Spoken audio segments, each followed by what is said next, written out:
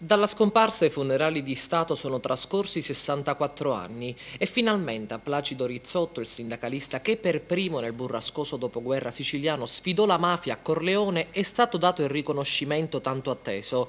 Rizzotto scomparve nel 1948, i suoi resti sono stati recuperati nel 2009 e sono stati riconosciuti poco più di 2 mesi fa.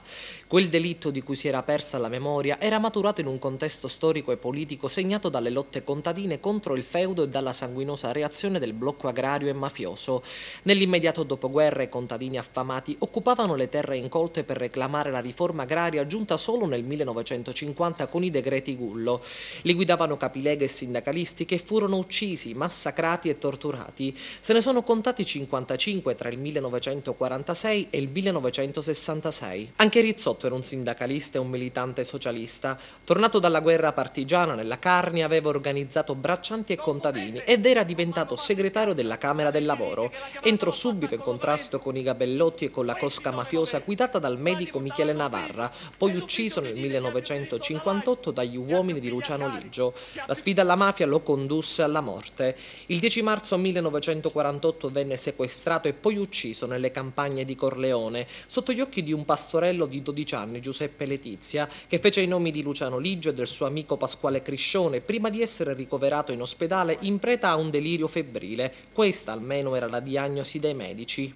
Poco dopo Giuseppe morì.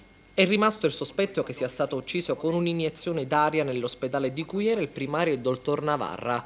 Le indagini sul sequestro del sindacalista subirono una svolta quando a Corleone arrivò il giovane tenente dei carabinieri Carlo Alberto Dalla Chiesa, che nel 1949 arrestò Pasquale Criscione e Vincenzo Collura.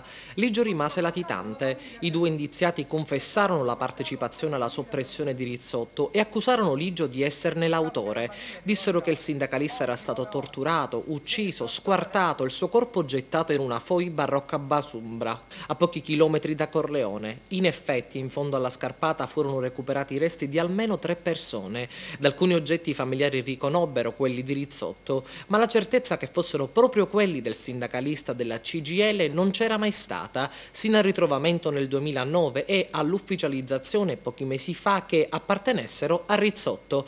E oggi il doveroso omaggio dell'Italia intera.